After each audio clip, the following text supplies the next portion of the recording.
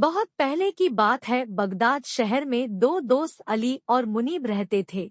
अली बहुत गरीब था और किसी के घर बकरियां चराकर अपना गुजारा करता था। वह स्वभाव से बहुत ही ईमानदार और भला इंसान था, जबकि मुनीब अमीर था और वह स्वभाव से लालची इंसान था। बहुत व्यापार और पैसा होने के बावजूद उसको और पैसा चाहिए था। एक दिन की बात है, अली बकरियां लेकर जंगल में चराने ले गया। वहां पर वह थोड़ा आराम करने के लिए बैठ गया तो उसको नींद आ गई। जब वह उठा तो देखा एक बकरी कम है। वह बहुत घबरा गया कि अब मालिक को पता चलेगा तो वह बहुत गुस्सा होंगे। उसने सोचा पहले वह सभी बकरियों को घर छोड़कर आएगा, उसके बाद दोबारा वहां आकर उस बकरी को ढूंढेगा। उसने ऐसा ही किया। वह बाकी सभी बकरियों को छोड़कर उस बकरी को ढूंढने आ गया। वह बकरी को ढूंढते हुए आगे निकल गया। वहां पर उसको एक बूढ़ा बाबा बैठा हुआ नजर आया। अली ने बाबा से पूछा कि आपने मेरी बकरी को देखा है? बाबा ने बोला उसको बहुत भूख लगी है, उसको कुछ खाने को दे दे, उसने 2 दिन से कुछ नहीं खाया। अली के पास केवल थोड़ा ही खाना था जो उसने अपने लिए ले रखा था। यदि वह यह खाना बाबा को देता तो उसे भूखा ही रहना पड़ता, लेकिन उसने वह खाना बूढ़े बाबा को दे दिया। खाना खाकर बाबा ने कहा, तुम्हारी बकरी आगे घाटी की तरफ गई है।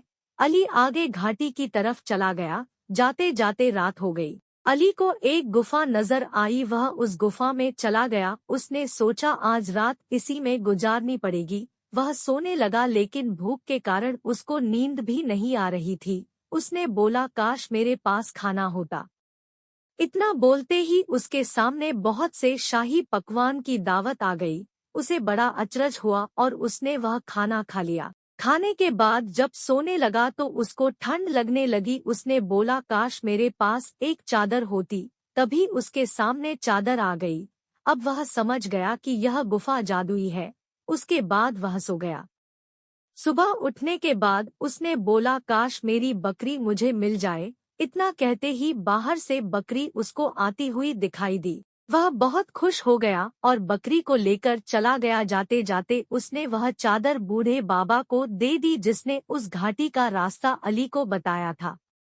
उसने यह बात अपने दोस्त मुनीब को बताई। सारी बात जानकर उसने सोचा अली कितना मूर्ख है जो ऐसी जादुई गुफा से केवल बकरी मांग कर आ गया। उसने उस गुफा में जाने को सोचा। उसने अली से सारा रास्ता जानकर गुफा के लिए चल पड़ा। गुफा की तरफ जाते समय उसको वही बूढ़ा बाबा नजर आया। मुनीब ने बाबा से गुफा का रास्ता पूछा। बाबा ने उससे खाने को मांगा तो मुनीब बोला यदि खाना मैं तुमको दे दूंगा तो मैं क्या खाऊंगा। उसके पूछने पर बाबा ने मुनीब को गुफा का रास्ता बता दिया। घाटी पहुंचकर जब उसने गुफा देखी तो वह बहुत खुश हो गया।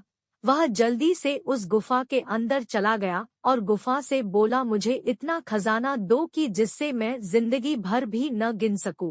पहले तो कुछ नहीं हुआ, लेकिन कुछ समय बाद उसके सामने खजाना आने लगा और वह बहुत खुश हो गया।